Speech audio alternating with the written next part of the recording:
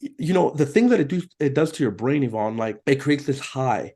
There's also another part of the brain that gets activated that at some point, what you're looking at is not enough anymore. Like Hmm. that doesn't suffice. So now your brain wants to look for the next high. Let's just be real. What it could end up happening? Well, you could end up breaking the law. You could end up doing things that will get you into some deep, deep trouble.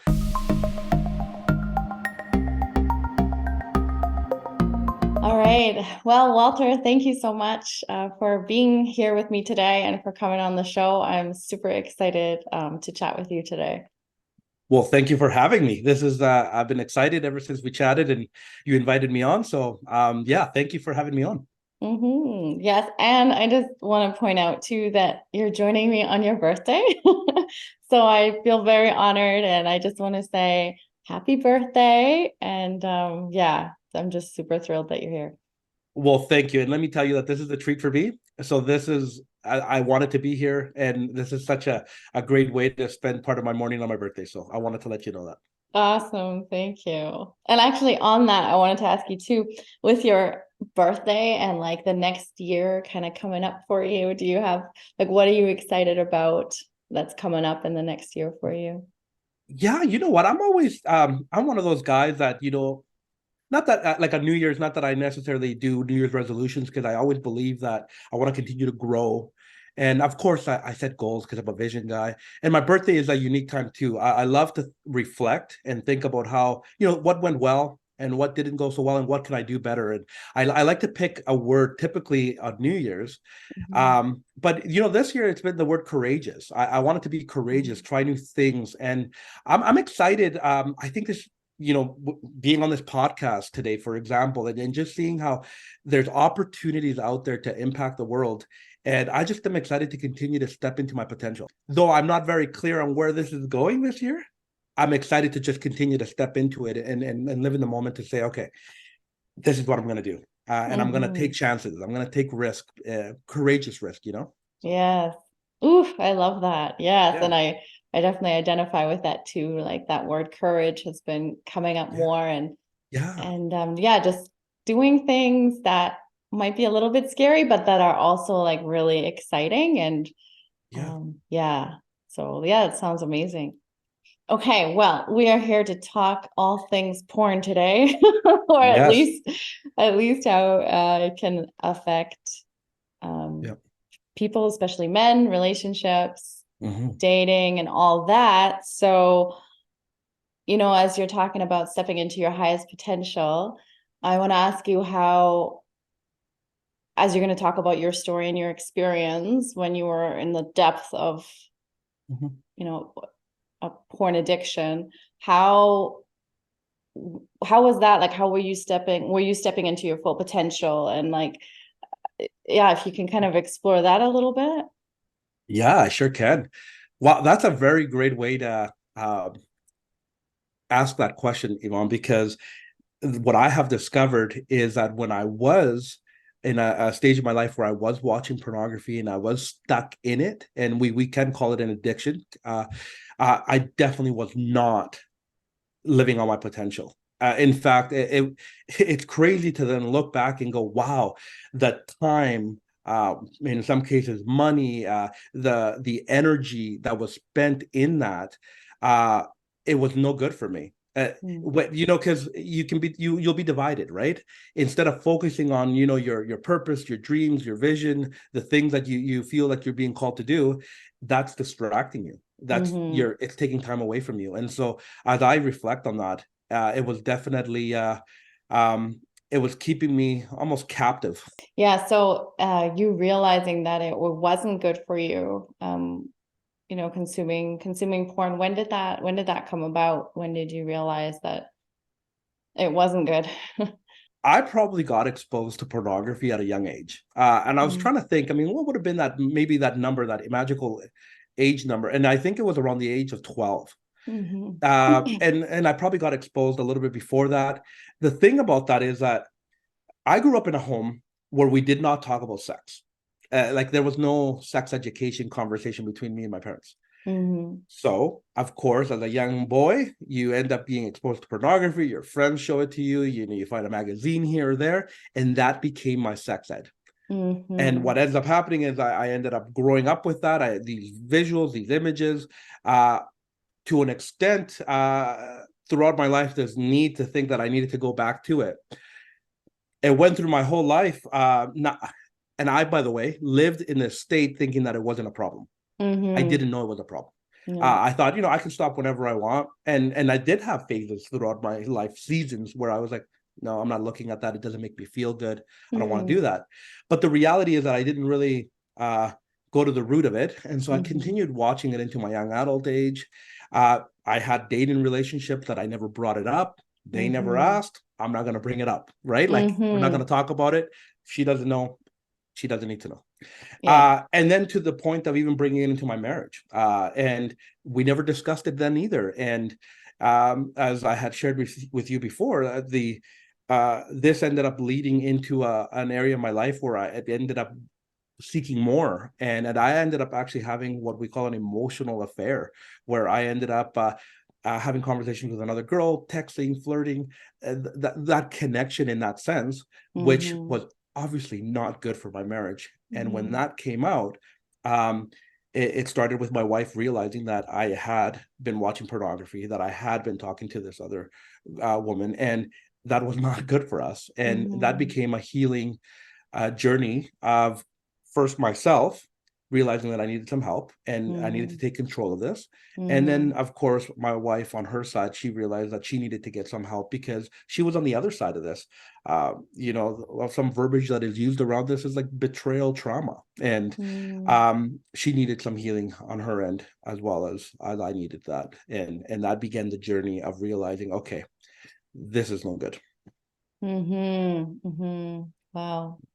Thank Mm-hmm. you for sharing all that. And yeah, I realize this is, a subject that is often taboo, like you were talking about, growing up and in relationships, like often that isn't talked about. Yep. So I really appreciate you sharing your journey about it and like the vulnerabilities around it as well. Like, yeah, I really appreciate you having the courage to open up. And yeah, I just want to go back to the what you mentioned about how you grew up Yeah. with kind of porn around you. It just made me think of as a woman too. I got exposed to, I guess, porn. I don't know at what age, but it just, with the internet and whatever, all of a sudden I remember seeing images and I remember Yeah. it feeling really like the initial images, feeling just so disturbed by them. Mm. And like, because you're a kid. So, Yep. thinking back on it, I don't know if I was 12 or 13 or something. And then these first images popping up and like, oh my God, Mm. what is this? And also, like you said, magazines. I remember I think I was 11 or 12 and we owned a campground as a family and the campers had left some stuff like in the garbage and they Right. were pornographic magazines. And I Yeah. found them and it was just curiosity. So I was looking through them and Yeah. it was all women in Yeah. like sexual poses, pornographic poses. I was just curious and I wanted to look at it, but I knew it Yeah. was wrong. So I remember hiding this magazine under my shirt and trying to go in the house with it, like to go to my room to look at it. And Yeah. I remember my mom was like, what's under your shirt? And I was like, and I knew it was like bad. And she saw it and she was like very like distraught and angry and ripped it out of my hand and like don't look at that. Wow. So there was like that kind of shame right from the beginning, like that this is wrong. Um, and seeing that effect on my mother, I don't know, it kind of all ties in Yeah. Yeah. um into kind of how from mm, I'm not sure if all my thoughts are going to articulate right now, but yeah, it was just kind of my perspective of being exposed to that for the first Well, time. what's challenging, Yvonne, and I think I'm tracking with you here. Um, you end up looking at something, and I have a similar story too, where I remember finding a magazine because I was helping an uncle clean a storage room, and curiosity. that's where it begins. And there is this element of we're sincere, we're innocent, but we want to know. But the problem is that we don't get taught how to view that. We feel that it's wrong. We feel Mm-hmm. the shame, but we don't understand why. And Mm-hmm. so there is a mix of emotions that come into our lives to going, well, I'm not supposed to, but I kind of enjoyed that. And if you're not as a child, as a kid, you need help to sort those types of emotions out. And if you don't know Mm-hmm. how, well, you might just go back to this feeling that gave you this high of feeling, Mm-hmm. well, that felt good. Right. Yeah, that was exciting. That was like, Yeah. ooh, like, Right. Yeah. I yeah. mean, it's almost like we like this little this risk factor, right? And we go, well, but it was a good feeling, and I Mm-hmm. want to feel that again. Mm-hmm. And as you and I know, that there's a lot of other things, healthy things in our life that will give us those feelings. But Mm-hmm. if we don't know better, we think Yeah. that's the way to do it, right? Yeah. Yeah. And I think, being curious, especially at a young age about sexuality and all that, as our bodies are changing, like, of course, it's like very natural. Yep. And it's good to be curious about, sexuality and how it works. But then, yeah, if you're left alone without proper communication, then all of a sudden, at least for me, I was like, is this the role a woman plays? Like, is Yeah. this what I'm supposed to do? Right. Because there wasn't like that open, we had sex ed in school, but what was Right. that? It was Yeah. like, this is how a woman's body works, this is maybe how a man's body works, and then True. you come together and you should wear condoms or abstain. But it Yep. doesn't, it didn't, we just weren't supported in that way. So you start to get a They took it away. skewed image. So I'm wondering, like, what image or what impression or what image did you have of, like, once you could or saw like your first pornographic Yeah. images, how did that affect your view of like sex, relationships, women, men? Oh my goodness. Okay, so I'll back up just a little bit because as you're talking Mm-hmm. about childhood experiences, one of the I mean, of course, I was curious to go and watch it and to kind of see what it was all about. But Mm-hmm. actually, one of the things that got me to run to porn was pain. Mm-hmm. I grew up in a house that we maybe now it's more common, but I had a stepdad that was I had a very unhealthy relationship. Um, and because of that, I had pain growing up that I didn't know what to do with. And so Mm-hmm. I would go and run to pornography. But this is the thing. So at first glance, pornography became a painkiller for me Mm-hmm. because I wanted to isolate myself. I wanted to just I was better when I was on my own, and I felt better and watching this stuff. Mm-hmm. But then of course it creates these images that you think you understand what sex is. Mm-hmm. You end up um, unfortunately you end up objectifying women a little bit because you think they are there to meet my need Mm-hmm. of getting off. And Mm-hmm. so bad way to start, right? And Mm-hmm. the other thing is that it ends up creating this dependency on pornography, feeling like I actually don't need to learn how to handle my pain. I don't need to learn how to handle my loneliness, or I don't need to figure out healthy ways to work through it, Mm-hmm. because when I go to porn, it gives me this sense of control. I now Mm-hmm. I controlled my pain by watching this, and then it creates this idea that, hey, whenever I'm feeling broken or whatever, I'm going to run to that and I'm going to feel better. But the problem is that it's only temporary, right? And so that's where the cycle begins, and you continue to do it more and more, and what gets you into trouble. Yeah. And that's where the word addiction kind of comes in, because as you're saying this, it's like you were in pain and this would help you, feel better and not feel Yeah, the pain and not have to deal with it. And yeah, so often, addictions can take so many forms, alcohol, drugs, but it can also be like, pornography, it can be shopping, it can be eating, it can be so many things. The goal being to get away from the pain and feel some kind of high, some kind yeah, of like really pleasant yeah. emotion. And I mean, as you're really like watching pornography and getting off, like what is more pleasurable than that? So of course, like, why wouldn't we Yeah. choose that Yeah. rather than like, why would I look at the pain when this feels so good? And it's crazy because when we're talking about the word addiction, right? And this habitual thing that takes place, you end up, and I've heard stories as well, and I think I've been there too, is where you end up even going to the point where now you're just doing it because it's out of habit. So it's not even because Mm. I'm running to deal with pain, or I'm Mm-hmm. running because I had a bad day. At some point, it's just like, this is just what I do. You Mm. know, this is where I go. This is what I watch. And I remember catching myself a few times going like, what in the world am I doing? I'm like, I'm feeling okay, but here I'm watching it because this is what I do. It's Mm. crazy. It's crazy. And to your point here too, like, you're comparing it to other addictions.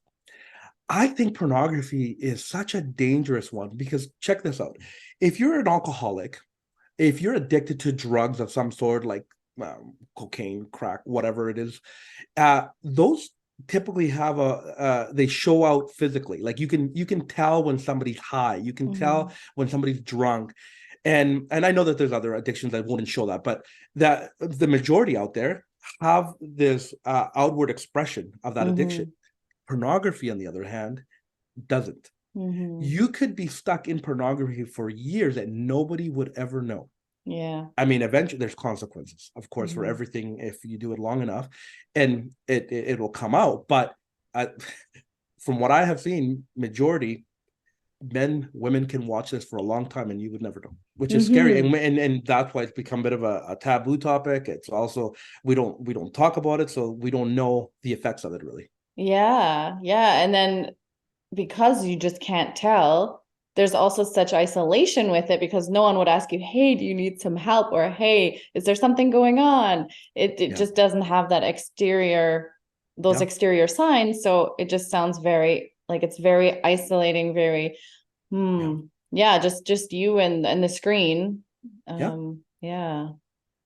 And I like to think of it sometimes too as it's like a band-aid to whatever other rooted issues you might have. And we all got our own challenges, but the problem is that porn prevents you from actually going in deeper and maybe discovering how to deal with that. Did you always find like this shame associated with watching porn? Or I'm also wondering at what point did you notice, ooh, I think there's a few questions here. So I'm No, wondering maybe how the shame evolved for you and yeah. also how your maybe watching habits, did you notice consciously of the watching habits shifting? Oh man. So yeah. So I think what happens is there's a little bit of shame and guilt involved, right? Because Mm, um, so when you get stuck in pornography, it helps you, it makes you want to be secretive. mm-hmm, Um, in fact, the three words that were coming to mind as I was thinking about this, it makes you lie, cheat, and steal. And when you think about it, mm, that never feels good. You know that stealing is wrong. And what I mean by that is it's stealing your time. It's mm, stealing money. It's stealing from your relationship, or some having intentional time with your wife or your kids.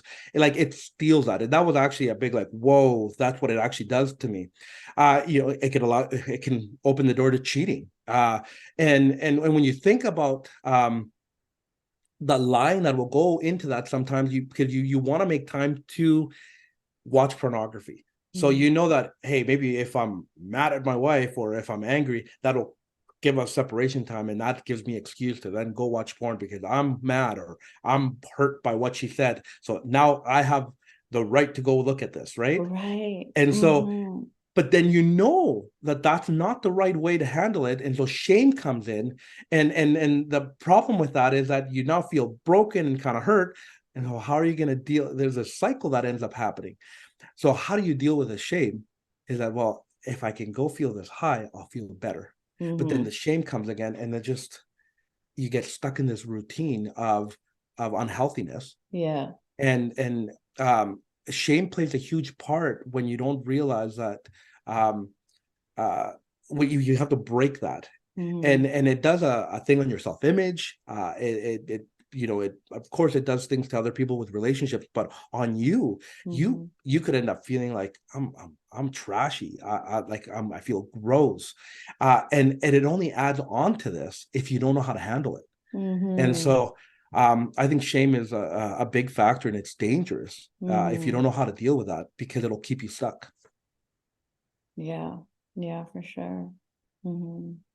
Yeah, it's a scary thing to get caught up in that if you don't seek help, and especially because pornography likes to isolate you. You think, well, if I tell the world, if I tell my best friend, or if I tell somebody else, they're going to think I'm the worst human being, and they're going to judge me, and they're going to think that I'm just a horrible human being. So I'm not going to talk about it, because you already feel the weight of this where you're at. Why would you want to add more, right? Yes. Yeah, for sure.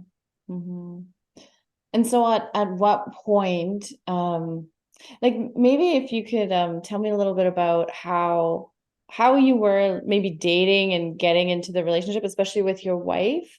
Like, Yeah. did you go through phases, or was it always there? Like this habit was always there, and at what point did it start to affect your relationship, and in what way? Oh, it's a scary thing, or interesting thing to think about, because Mm. uh when we dated, we never talked about it. And Mm. so I probably can think about, there were phases where I would go good without ever being tempted by it, looking at it. And then there were times that I would go into it. And so, you know, I'm a man. I got control of this. I don't need to, I don't need help. So I don't need to talk about it, because I can go weeks or months without it. But then something happens, and, you come across a magazine or something, the wrong click, and you get pulled into it, right? Yeah. So even in going into our marriage, we never talked about it. And I think I think it's fair to say that my wife might have assumed that she probably knew that I may have watched it, but she didn't think I had a problem with it. And so the lack of communication caused us to go years without ever talking about this. And it wasn't until years later, when this all came out, and she realized that, hey, you're talking to this other girl, and you're actually watching this stuff as well, is when it was and what I was not eased into it. We went bang on, and we had to deal with it and realize, okay. um but if I back up for a little bit, I think I totally did affect our marriage in some way. So, for example, we're talking about shame. I remember watching this stuff and feeling like, oh, I feel a little dirty. I feel shameful. I don't want to watch this. And I remember one specific time where I was with my wife, and after making love, and I felt shameful. And it was like, whoa, wait a minute. My body's connecting to me over here watching this, to where I belong in the bedroom. I'm feeling shameful about that. Whoa, wait a minute. How I knew that did not make sense. But Yeah. how did that that actually opened up my eyes to realizing, okay, this feels gross. Whoa. It's creeping into my marriage, and she doesn't even realize it, because Yeah. we hadn't talked about it. Now, I told her later on when we did start talking about that, but it was crazy to me to realize that that's how it creeps in there. And then, you know what? And I'm feeling disconnected to my wife, or I'm feeling like, hey, actually, I saw this thing happened over here, and why can't this happen in the bedroom? And you end up having these unrealistic expectations, which is not healthy. No. Especially as you look into the porn industry, and you realize these are actors that Yeah. are putting these scenes together. And the deeper you go into there, it's fake. It's all set up. It's not designed to duplicate to what happens in the bedroom. It's not realistic of what you see in No. these videos and pictures. And so Mm-hmm. that's the first thing that really messes with you, because you start going, well, that's how they do it, so that's how I need to perform. That's how my wife needs to perform. And women will have that expectation, thinking, oh wow, like that's what a woman should look like or sound like, so I need to do that too. Exactly. And That's it's so unrealistic. Even from like just the obvious, like the high pitched breathing or whatever. yeah, I said this before on another episode, but it's like it actually mimics yeah, like the fear response. Like it mimics anxiety, this high-pitched breathing.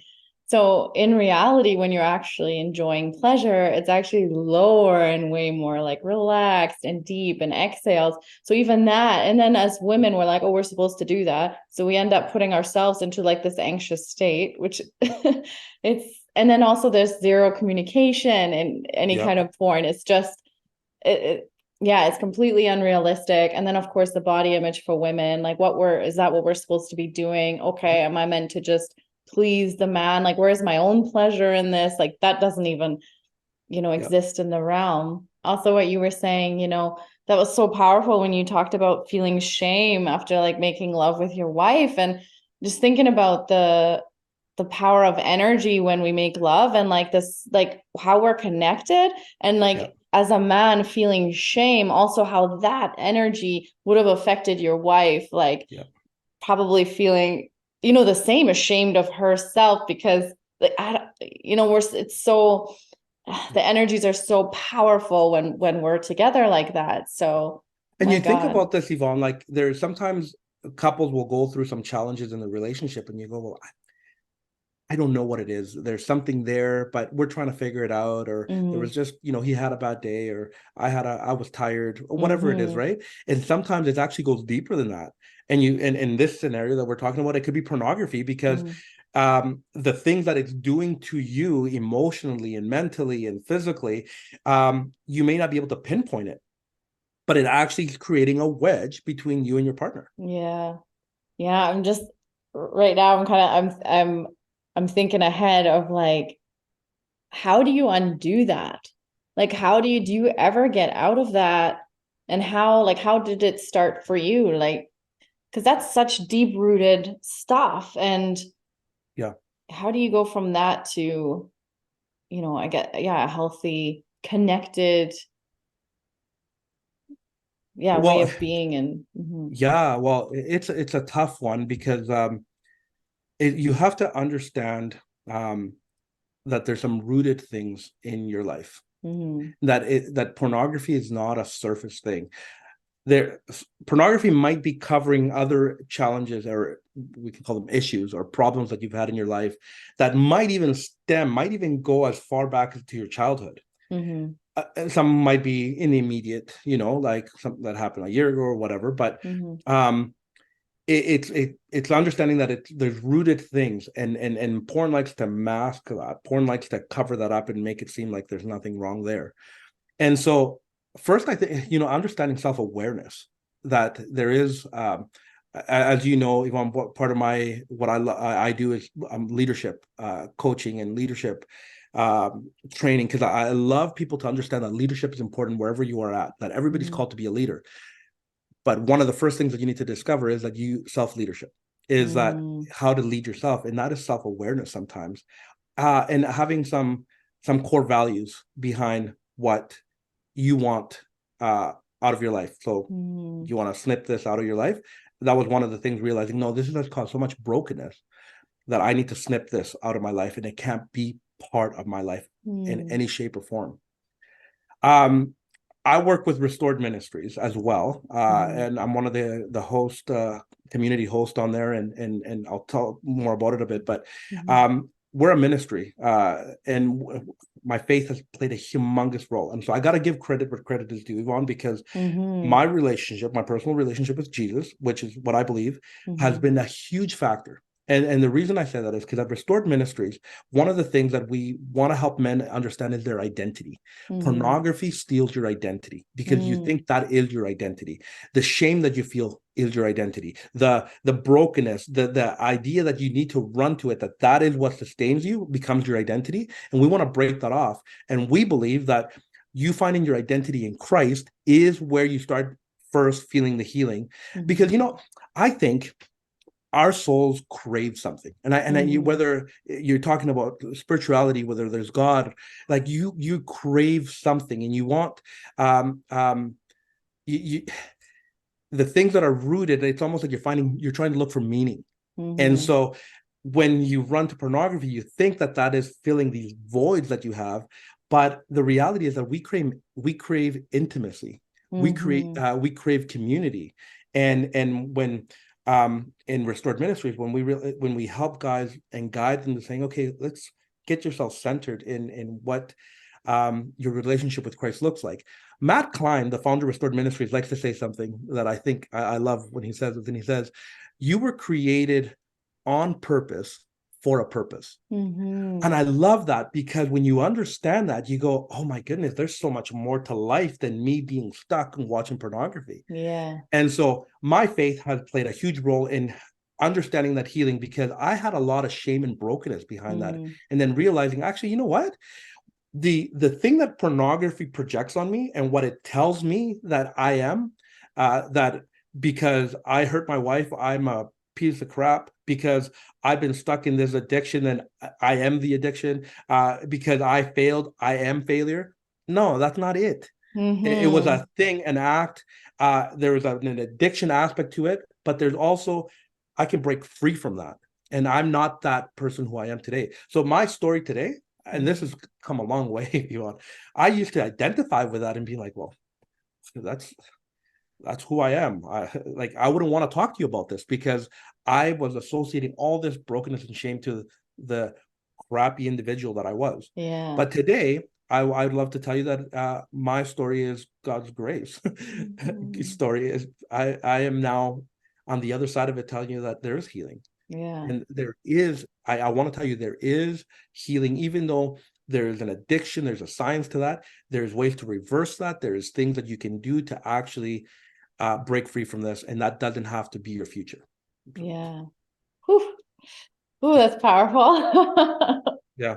Yeah. It gets me fired up, because I'm an example, but I get to work. I get to see hundreds of men in restored ministries that have come with similar stories, and I'm seeing them break free from that. Yeah. And marriages are being restored, Yvonne. So that has to speak for itself. And when men realize, like, wow, I feel like my purpose is to start a business. My purpose is to help other men. My purpose, that idea that I had was I never did it because I was so distracted. I spend money, I spend money on escorts or massage parlors or whatever, and that's still. But now people are getting their lives together and going, actually, I can focus on what I feel that I'm being called to do, right? Yes, that's beautiful. And I keep seeing this image of a man too, and like masculinity. And when you look at like porn on the surface, oh, it's like, I don't know, this like alpha dom testosterone, like maybe we're made to believe like, well, that is masculinity or something like that, but it really isn't. It's just like a weakening of the essence of a man, because what you said, you were lacking purpose, you were lacking meaning, and like a man needs that. Like that's what his life is driven by, purpose. And I think even more so than a woman. So I can really, it was like, yeah, I can really see those like the power of releasing those shackles of that kind of a habit slash addiction. Yeah, and you know what? Like, as you learn your purpose, from a faith perspective, you end up realizing, okay, like, my personal relationship with Christ is actually teaching me how to respect women. Because if I have dropped the ball on that by watching pornography, or I have idolized them in a different way, or maybe treated them as objects, let's say, because of how you go to this image to get off. To realize that, actually, no, like, there, as a man and a woman, we each have our own callings to a purpose.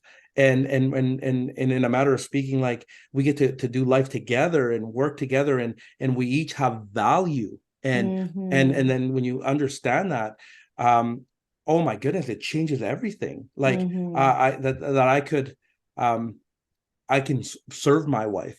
I can love my wife, and you come together and you communicate that, and you grow together in that. It's a beautiful thing when that happens. Like, yeah. I want to know more about that specifically. I've got some questions about your relationship. And I just want to go back just a little bit. And do you remember the moment or the time when you decided, that's it? Like, this is it.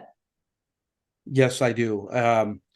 It's unfortunate that I don't have shame on this today, but there was a while that I did. It was unfortunate that what caused me to make this decision was brokenness, is this awareness that I had broken my wife's heart and that I was on a path to destroying my marriage and possibly my family and with my kids and all that.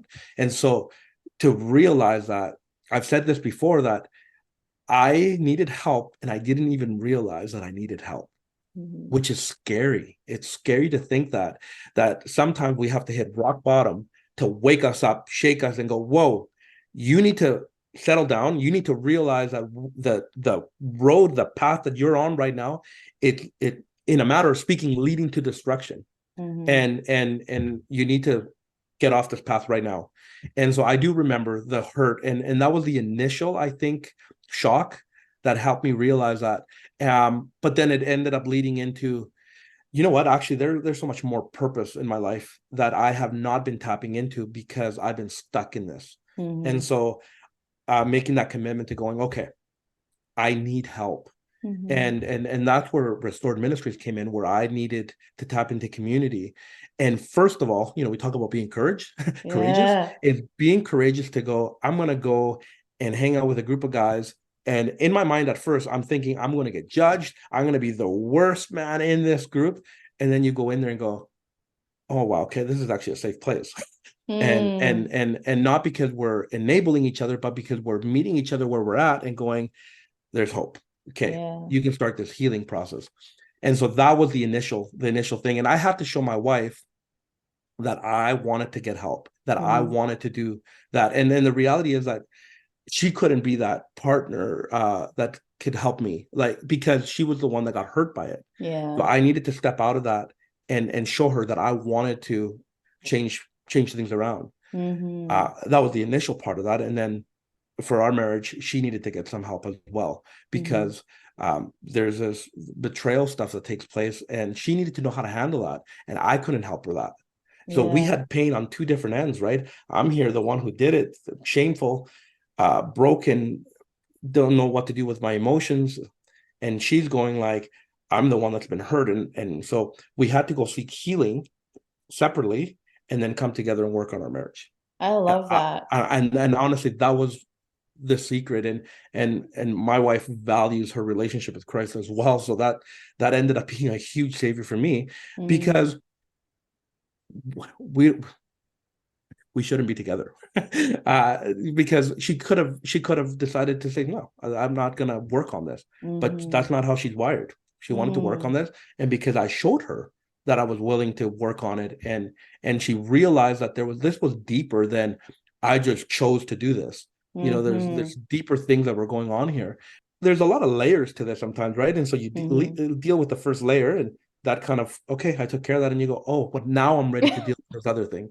But and I think here's another. And I don't think we should be afraid of that. I think I believe that we should be lifelong learners, right? And we should be open to that. And in different seasons of our lives, we're going to deal with different things. And I'm very aware, Yvonne, that there's probably some other rooted things that I haven't dealt with, but they're kind of more minor. But it's just not the time to deal with them because I'm dealing with other things. But it's not affecting me negatively because I'm dealing with the other things, right? And so you just go on, and sometimes we think that it's tiring to work on ourselves, but it's actually energetic for me now, going like, I'm actually, every day I'm becoming the best version of myself. I'm stepping into my potential, and it's exciting.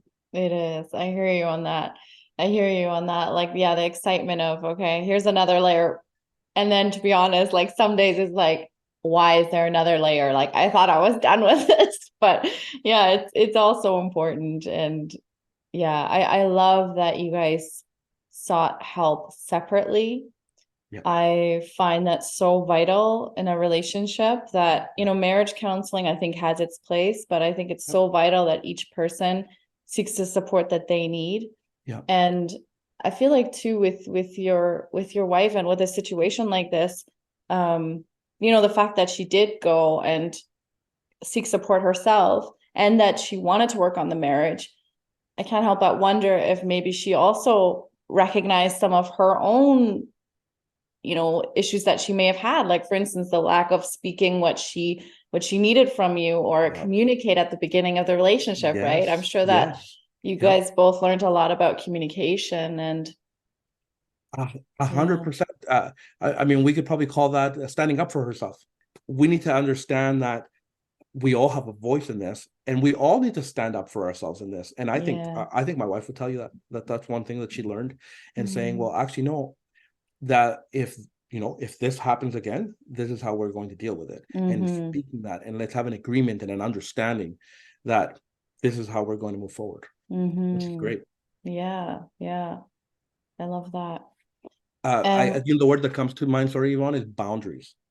It helps you understand boundaries as you learn to yeah, speak for yourself, and yeah, and healthy boundaries. yeah. Boundaries are good. Boundaries are really good, and we sometimes Mm-hmm. think we're scared of them because they're going to set up these walls, and I'm going to have to live within that. Actually, there's a lot of freedom in boundaries. In healthy boundaries, there's so much freedom, and so Mm-hmm. yeah, Yes. Yeah, and a lot of people, I would say, especially women, um, have not been taught how to set proper boundaries. yeah, And especially around a sensitive subject like this. yeah. If I think about my own life and growing up and the boundaries I was taught by the women in my family, they weren't really advocating for their own needs and for their own well-being. Like there was boundaries, but not for like, this is to keep me safe, this is to keep to advocate for my own pleasure, all these things. Like I was definitely not taught that. So going into relationships or dating, I definitely never had a conversation. I always assumed, well, this man's probably watching porn because that's what all men do. Like even that is incorrect. Right, But it was my belief, and like, okay, I got to be cool about it. So yeah, it's like just what men do, and this is just totally fine. And never had the yeah, conversation, um, and then felt objectified, in the bedroom, and put myself in those roles, and then felt shitty about myself, and well, this person doesn't care about me, like all these narratives. yeah, So and today, like I have my values, I have my boundaries, yeah. and for me porn is it's not acceptable in a relationship. And yeah, so it's so important to have those conversations. So I'm wondering what you would suggest for people that are just maybe getting to know each other, dating, or even maybe for a couple that has been in a relationship that has never had this conversation, Mhm. that it hasn't been spoken. What's a good way to, or what's important to know about having these conversations? Ooh, okay. So there's a thought, maybe if you allow me to back up a little bit and even talk about some studies that I have Mm-hmm. come across, because I think this will play an important role. Because it's good to understand that when we're going to have these conversations, there's some rooted things that could be connected to this. So I'll give you an Mm-hmm. example. There was a study done a couple of years ago that said that the average age of children to watch pornography, that come across pornography, is age 12, which is very interesting because I just Mm-hmm. told you that I probably watched it around the age 12. So I actually kind of line up in that stat. Yeah. 15% of that group watched it before they were 10 years old. Mm. It's crazy. Like Yeah. that's, and it even gets a little bit crazier that I think it was 84% of this, of kids, when they clicked on a link, the type of pornography that they watched had to do with rape, violence, or Oof. abuse. That Mm. is what kids have watched, and this has nothing to do with addiction. This has Yeah. that, we talked about curiosity and being maybe in the wrong place at the wrong time, right? Like, so this is what we got impacted. You think about as a child, as a kid, a teenager, even the things that we're learning were like magnets, right? Where we're sucking in information, and this is what we come across. So you got then boys, let's say, looking at this and going, "Oh, this is what sex is. Um, that I need to choke, I need to be abusive, I need to hurt. Oh, this is what women like." Or a woman will go and watch this. A young girl will watch this and say, "Oh, this is what I need to be like. This is what I need to project when I am having sex in the future." It's ridiculous to think that this is what pornography is doing for for kids. Yeah. In fact, Yvonne, later on, there was another study that said uh, one in four, young adults admitted to using pornography as a way to teach them about sex. Mm. Which, when I saw that, it kind of blew me away to say, wow, like it's not even about a teenager and kid anymore, that even the young adults are going, well, I want to learn something, and this is what I'm using to teach me how to be in a relationship and be intimate with my wife or my partner or whoever it is, right? And so, wow, you hear this, right? And so now you're asking me about how do we bring it up? So for, bring it up is the first thought that comes to my mind. Having a core value, and I love how you shared as well that you have a core value now that pornography does not belong in your relationship. And I think as individuals and for your audience of women, that they need to make a decision that this is not going to be part of your relationship, and self lead yourself into that and have those values. And when you have that core value, that this is how you want to start a relationship, or this is how you want to you would love to build a relationship on, you now go and you can bring it up to a man and ask, do you watch pornography? But here, there's a caution that comes with this recommendation.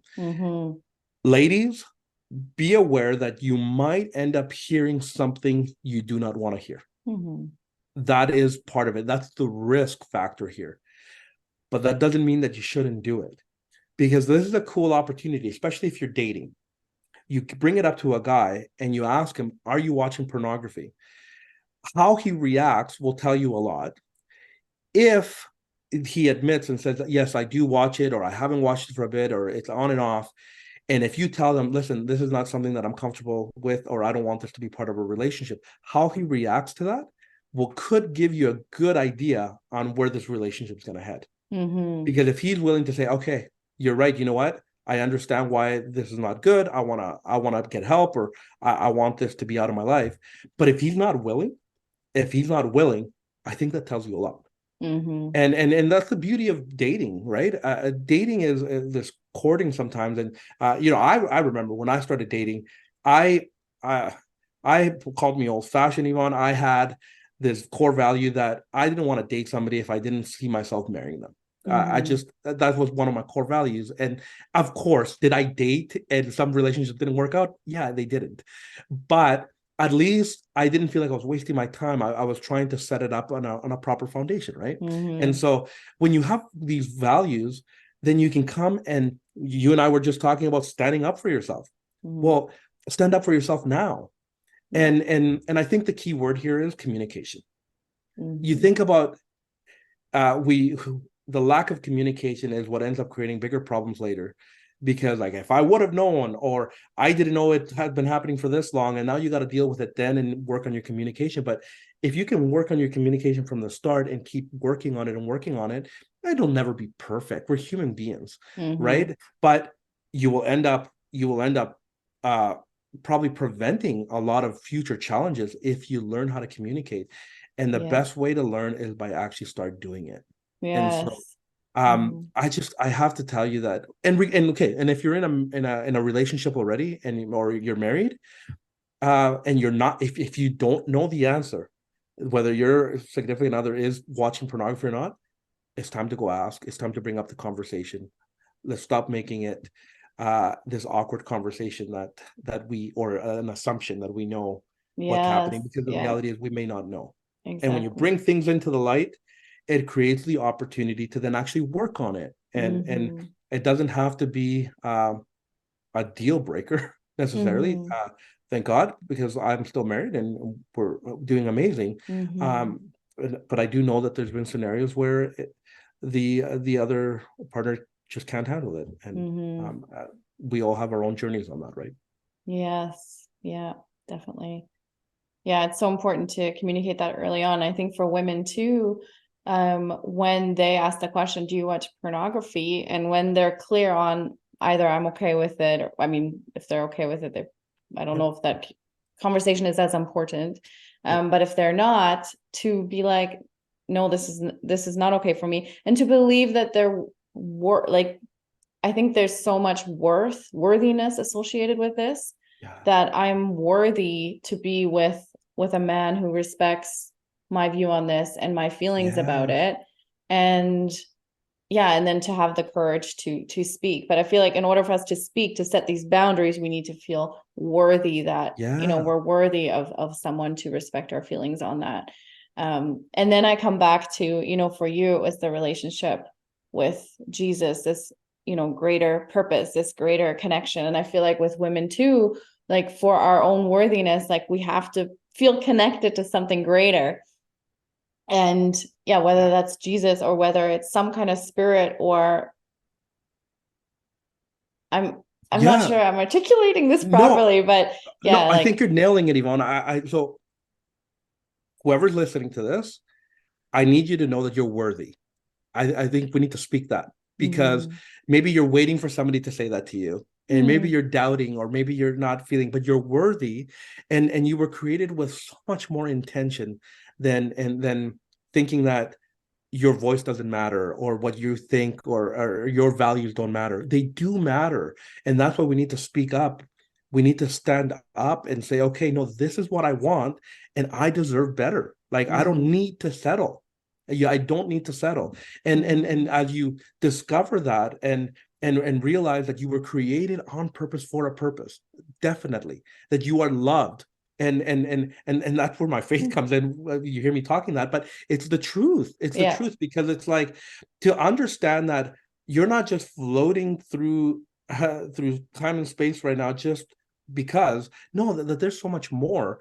And depending on how long you have to live on this earth, um, go on this journey of, do it at your own pace, but go on this journey of discovering that there is so much more to what you're Hmm. experiencing, and Hmm. and and and that there's this meaning, and that and that's why I have to specifically say that I believe in Jesus, because when I think about the universe, or I think about God being this greater thing, the problem with that for me is that it's Hmm. not personal, Hmm. and that I believe that there's a God that wants to be personal. And so when you have a creator that made you on purpose, that means that, why don't I go discover my purpose through him, and go, okay, well, there's value in me, Hmm. that women have value, Hmm. that these things that distract us want to distort that, and want to make us think that we're actually not of value, and we're not here to,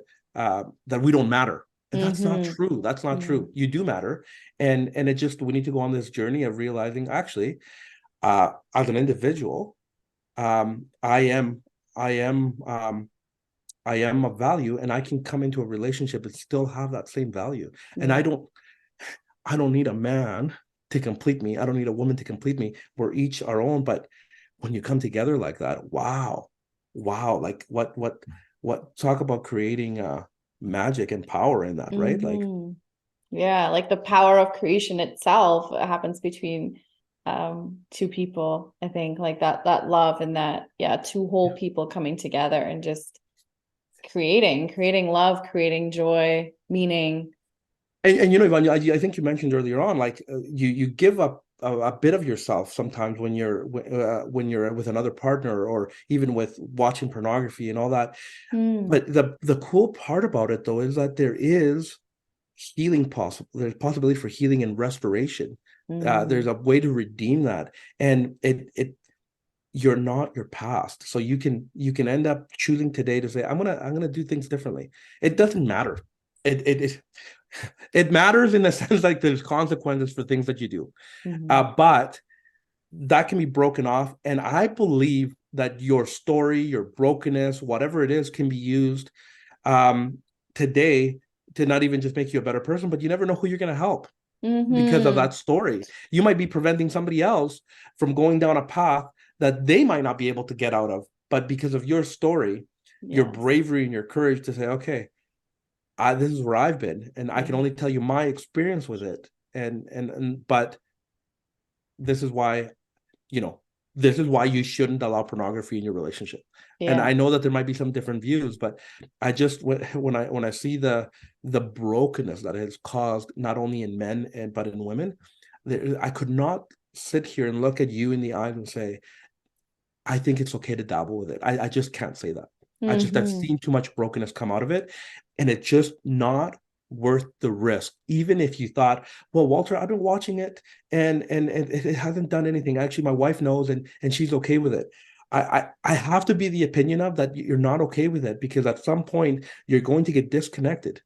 You're not going to feel like the one that you could, the potential of being one like that, and not have that divide you. It just, there's just so many things, and it's dangerous because the thing that it does to your brain, Yvonne, like it creates this high. There's also another part of the brain that gets activated that at some point what you're looking at is not enough anymore. Like Mm-hmm. that doesn't suffice. So now your brain wants to look for the next high. And you know what? Let's just be real. What it could end up happening? Well, you could end up breaking the law. You could end up doing things that will get you into some deep trouble.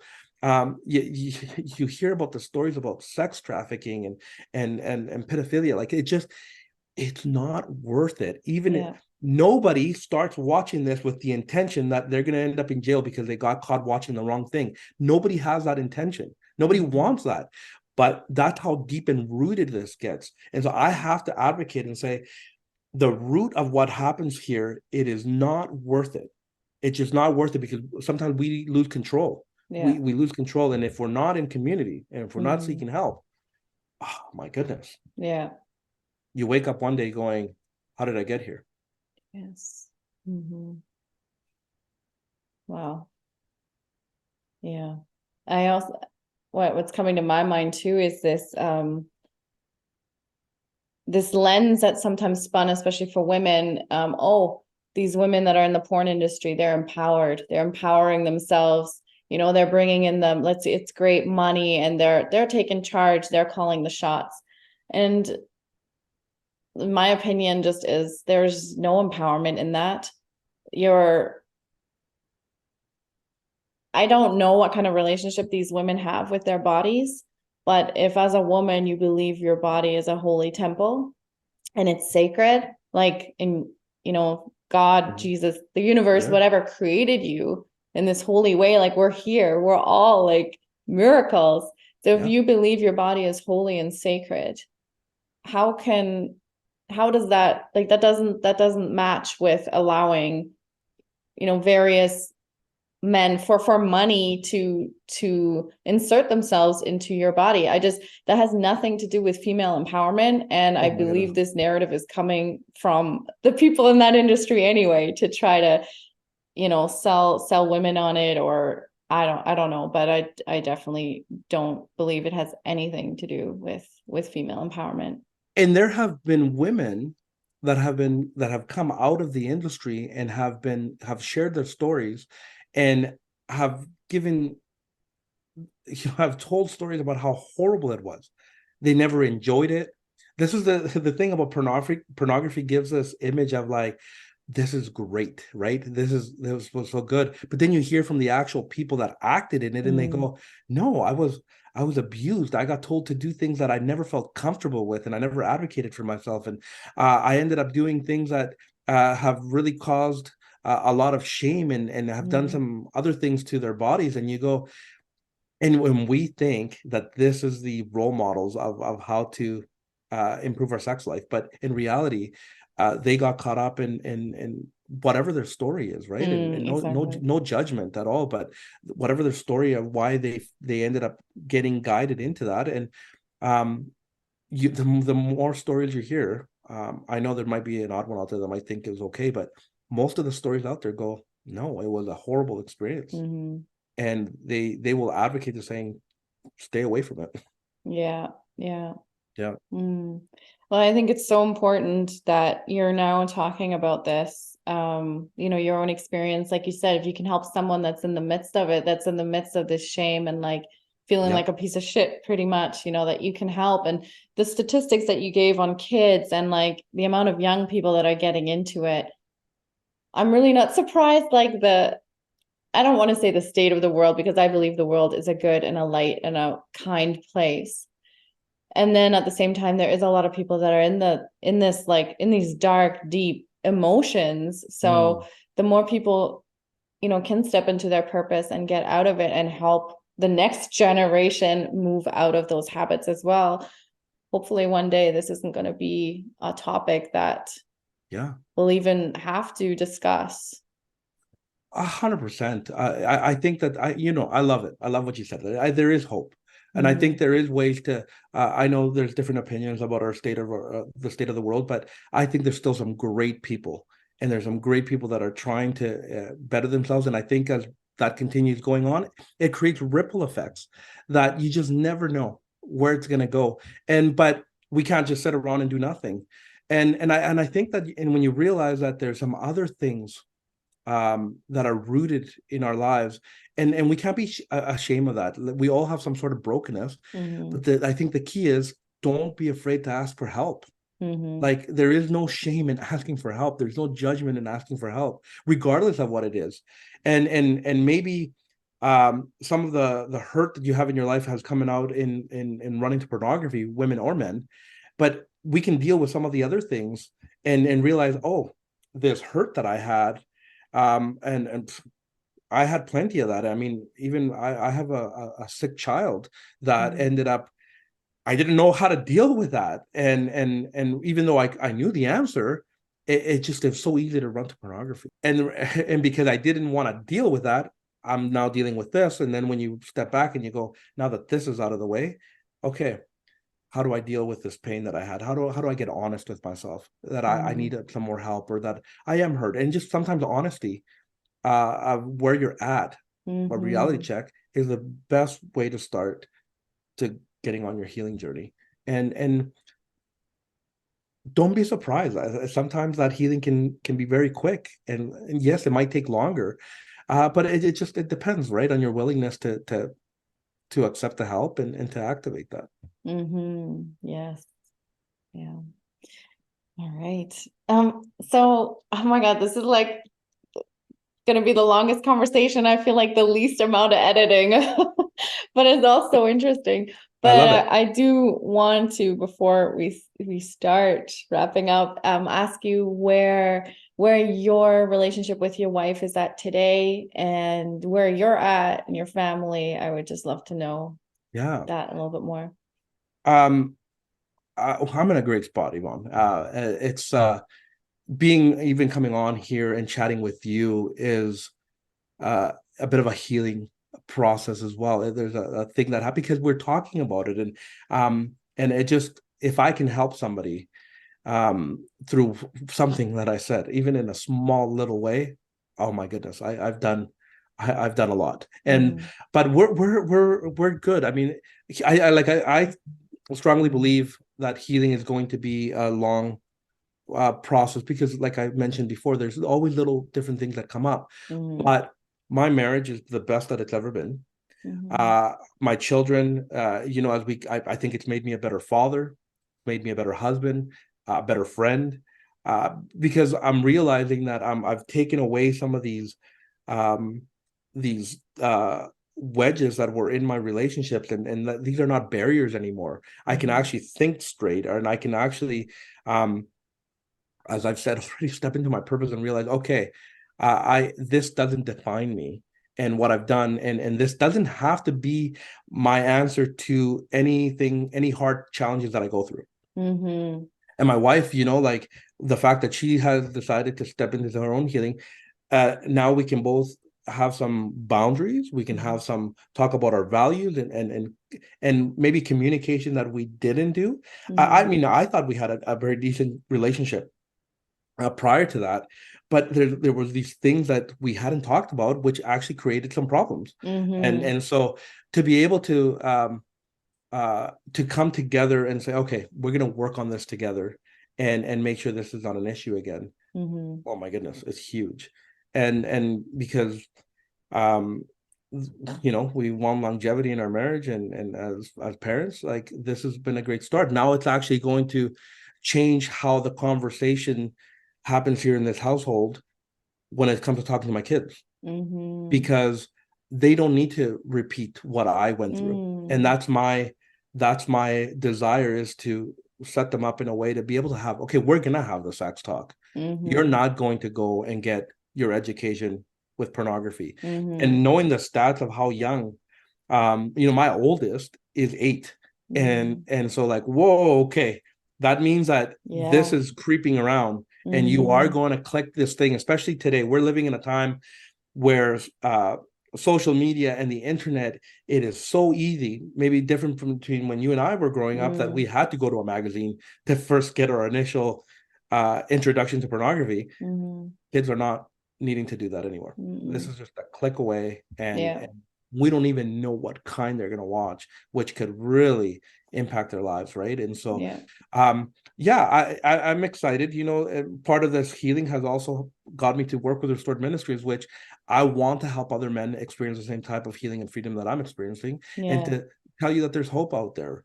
That Yes. even if your marriage is struggling, well, let's just start with helping you first, and then let's try to bring your wife on board or your partner on board to get some help so you guys can work on it together, right? And Mm-hmm. so there is so much brokenness with through pornography that there's a lot of work to do, Yeah. but there's a lot of good work to do, and Mm-hmm. I think that we'll start one specifically for Restored Ministries, one guy at a time. Yeah. If there's also help for women, of course, but let's help these guys um, just um, recenter, and let's get you healthy, and let's get you to commit to some boundaries and on purpose forward, so Mm-hmm. you can be the best version of yourself, right? Yes. Yes. That's beautiful. I've known a few men in my life that have been part of men's groups, Mm-hmm. and I feel like that type of concept, I don't know if it's picking up momentum, but this community of men that are there for each other, I think is so vital. How would you encourage yeah, I guess a man to consider going to a men's group, to joining a male community? Yeah. So pornography is going to want you to stay isolated. It's going to want you to do it on your own, and you have been doing it on your own. From a male perspective, you first need to know that there is no judgment. Like, um, we're not about comparing stories, Mm-hmm. but there might be somebody out there that has a worse story than you. Mm-hmm. And let's just get that out of the way and realize that there is no judgment. We're here, we want to help. And in community, the reason community is so important is because there's accountability. There's accountability that ends up taking, like, caring for you and seeing how you're doing. Uh, you know, uh, Sometimes accountability can get a little bit messed up, because depending on how you were taught, you go, well, when I mess up, I will then go and confess and tell my group of guys, and then in my circle, they'll pray for me or they will encourage me. But we want to help guys understand that you don't have to be reactive to this stuff. You can be proactive. Mm, You'll learn these triggers that come into your life. You'll learn these temptation points where you go, okay, I'm feeling angry. I'm feeling too alone right now, and this is starting to create these emotions in me that want to make me run to pornography. And I go, mm-hmm. whoa, stop right there. Reach out to your accountability. Reach out to your community. And I've had guys that reach out to me and they go, Walter, I'm not feeling well today. I feel down. It has nothing to do with pornography. Like, this happened at work. Mm-hmm. And, in the past, I would always run to pornography. And so I just wanted to let you know. And that gives me an opportunity to encourage them, to pray for them and say, hey, um, put this type of music on. Think about this. Let's talk it out. Like, it sounds like you're trying to do this on your own by willpower. And why don't you go pray and ask to get some strength from the Lord? Mm-hmm. And when you start talking to guys like that, they go, oh my goodness. Even as simple as understanding gratitude. Mm-hmm. Funny enough, at the time of this recording, we're celebrating Thanksgiving in Canada here, but gratitude is a huge part of it. I'll give you an example of one. So sometimes guys will say, well, when this happened, I would always turn to porn, and this is how I thought I've been doing so well, and suddenly now I'm feeling this urge and the temptation to go to it, even though I haven't done this for months. And you go, stop for a second. This is an opportunity to be thankful. You just said that you used to run to porn every time you felt like this, but you're not. You're actually Mm-hmm. talking to me, or you're talking to your friends. And so this is an opportunity to be thankful and say, I am not who I used to be. Yes. And so that's already a change.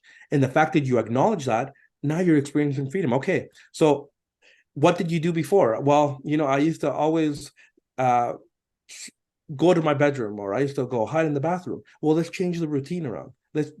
Let's force ourselves until we make new habits. They say that habits, right? Like you don't just cut old habits out, you have to replace them. Yeah. So let's teach you how to replace these habits so that you don't have to be stuck in the old routine. And Mm-hmm. so practicing gratitude, I think it's huge. I think it's undervalued, to be grateful in all circumstances, to be Yeah. thankful in all areas, and sometimes you have to go deep. I Mm-hmm. had to do some work in this area to go deep into my past and go, this area in my life that hurt me a lot. There, as hard it was for me to admit, there was actually things that I could be grateful about. Yeah. And believe it or not, Yvonne, it broke a lot of things off me. It led me to forgiving. It led me Mm-hmm. to realizing like this doesn't have a hold of me. I have Mm-hmm. a choice here on how I'm going to react. And I'm not going to let my emotions lead, but I'm going to let my values and how I want to live my life lead me. And Mm-hmm. and it's a beautiful thing because then you start seeing how men get equipped to know how to deal with that. And it's not just um this one-time healing. That um when men are healing, sometimes they get stuck in this, well, I'm an addict. Mm-hmm. Well, this is the thing. I think you might have the tendencies of an addict, Mm-hmm. but once you decide to commit to your healing and um, I believe that Christ can break these things off you, and so you're a new creation. Like you're not who you used to be, so you're not an addict. So you don't identify as an addict. Stop telling yourself that you're an addict because you're not. Yes. You might have been one day. So we're now moving forward. Yeah. And so as we continue forward, you are now you slipped up. Okay. Yeah. That was an event that happened. So Mm-hmm. what did you learn from that? Yeah. Okay. Just because you slipped up maybe 6 months in doesn't mean Mm-hmm. that you're back to the square one. Mm-hmm. Some guys buy into that lie, and that is not true. Yeah. And okay, let's just keep going, and you keep doing these building blocks, right? These Yes. foundational things. And then you end up one day and suddenly you go, oh man, I don't even know the last time I saw that. It's been years. Yes. Yeah. So It's so powerful. Like the power of our words, the power of our thoughts, yeah. detaching ourselves from these stories that we've told ourselves, like I am a binge eater, or I'm a porn addict, or Yeah. I am an insecure person, or I have anxiety. Like stop those stories, Yep. and like you said, the gratitude or the appreciation, Yep. celebrate your little wins. And before you know it, yeah, like all of a sudden you won't be going to these habits anymore. Um, it's really powerful in that way. And if you can have community that can support you on that journey, or someone who's been through that journey, I think that's yeah, super, Uh, super powerful. yeah, of course, because I think we're built for community, regardless of what community that is. And to be able to do life together with people, it's huge. And I think that's Mm-hmm. undervalued sometimes. Mm-hmm. And so if we can learn to tap into community and realize, okay, no, we can sometimes I might feel a little too weak, but somebody else's strength and belief will be enough to help me move through that hard day. Mm-hmm. And to tap into, like, there we have through Restored Ministries opportunities for people to have one-on-one coaching and Mm-hmm. group coaching, but we advocate for group coaching because it's great if you have some help one-on-one, but if you don't know how to live that out in community, Mm-hmm. it may not last. And so I'm an advocate for one-on-one coaching 100%. Mm-hmm. I experienced that myself, but the group coaching is where you go and live out life and you put it into practice. Mm-hmm. And by being generous with what you're learning with other guys, it comes back, and it's such a beautiful thing that takes place as you grow together and you encourage each other and you go, wow, like this is how I don't have to do this alone. And that's Yeah. sometimes the thing that really gets us, right, when we isolate. Yes, definitely. Yeah, so as you're talking about it, if someone is listening, or whether that's a man or someone who knows a man who might be experiencing some of this, Yeah. um how can they reach out to you? And also tell me about, because we chatted about this before, like that the app that I think Yeah. that's also through Restored Ministries, is that Yeah. right?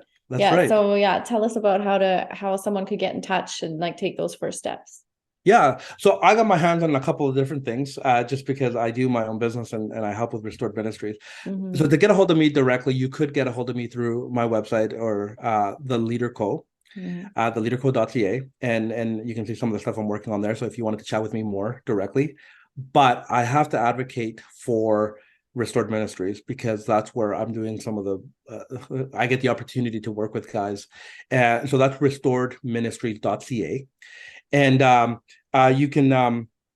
you can we have there's a podcast. I'm not the one that's on the podcast, but Matt Klein, who is the founder of Restored Ministries, is on there. And there's some great episodes there that help they tackle some of these topics. They go deep on different things that you just never know. They Mm-hmm. bring on guests that they interview that are experts on the topic as well. Mm-hmm. And that's called Pure Victory Podcast. Mm-hmm. And the app that you're talking about, it's called the Pure Freedom Community, and it's for 18 plus, for men 18 plus, Mm-hmm. and it's a free app. So if you come on there, nobody's going to charge you anything. I mean, we will educate you on other things that you can access if you want more coaching. But the Pure Freedom Community app can be found on. I want to make sure I remember this correctly. At purefc.ca. Mm-hmm. You go on there, you can say that you're a dude and that you want to have access to it, and we'll let you in. And you'll come in and make a profile. You can put up a picture if you'd like and tell us a little bit about yourself. And basically, we're there to support. We do some trainings, we do some teachings. Different people post things. I'm on there consistently welcoming guys on and encouraging you Mm-hmm. to let us know where you're at. If you need prayer, if you need support, you need some advice, we'll give it to you there, right? And so Mm-hmm. if there's a man in your life or if a guy is listening to this, go on there. You're welcome. Like I said, it's not going to cost you a cent. And let me be clear on this. It's a judgment-free zone. You need to hear that because I know that's the scary part Mm-hmm. when you're entering something like this. But yeah, Restored Ministries has some different offerings with coaching if a guy needs to go in a little bit deeper. And we can even have some recommendations there for women as well. Mm-hmm. So that's where you can find us and look around and check us out. Excellent. I will be linking all that in the show notes. So yeah, I'll be linking that below for everyone to check out. I think that's a great app. Like apps are, I think, just also for like a safe way to kind of start exploring community, Yeah, for kind of start exploring, speaking what might be going on with you, and in a safe way that's still kind of not as yeah, maybe as intimidating at first as like a in person yeah, physical kind of group. yep. I love that, and it fits into like the day to day as well. Yeah, well, I'll add then too, because we're in a social media world. It's on Facebook as well. You can go to Restored Ministries on Facebook or Restored Sexuality for Instagram. That's a good way to get introduced because I know that Mm-hmm. this can be a little scary, but don't be. Please come on and let's see if we can help you out so you can not have to have this be part of your identity. Let's break this off and realize that there's more for you. Mm-hmm. Yes. Awesome. Okay, Walter, what is the it's like the final question, like an hour and a half. Wow. I didn't think we'd go this long. Actually, I did actually. But That's awesome. yeah. What's if you have just one piece of advice for in this case, it's gonna be most likely a woman listening. What's one piece of advice that you would like to Hmm. share? Wow. I've said this already, but I need you to know that you have a voice and that you're valued.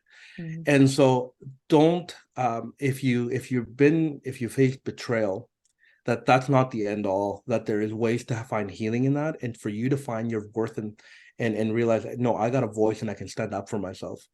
And Mhm. so set this core value that you don't want this to be part of your life and don't let it be part of your relationships and communicate that and stand up for yourself and go, okay, how can I invite your significant other, your partner into that and work on it together. You don't have to do this alone. And so Mhm. just make the choice to make this a value, and then allow that to then be such a positive thing as you move forward in your relationship.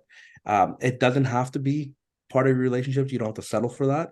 And if it is, there is help and there is healing. Yeah. And don't be courageous to ask for help, because that's where the beginning of healing starts. And there is help and there's hope. And I have tons of stories to tell you that there is people that are getting healed. And so you don't have to live with that. Yeah.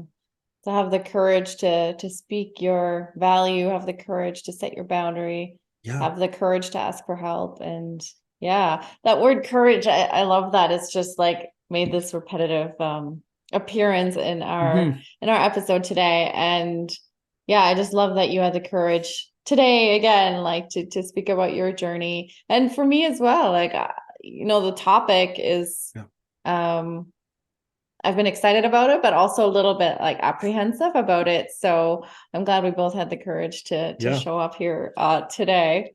And it's just been an amazing conversation, Walter. I so appreciate everything that you shared. I agree. This has been an amazing opportunity, amazing time to have this conversation. And thank you. Yes, thank you for having the courage and inviting this conversation onto your podcast. I think that you're going to impact a lot of lives. Thank you, Walter. Yeah, and you as well. Like it's amazing that you're out there doing your work and helping men heal from this. And yeah.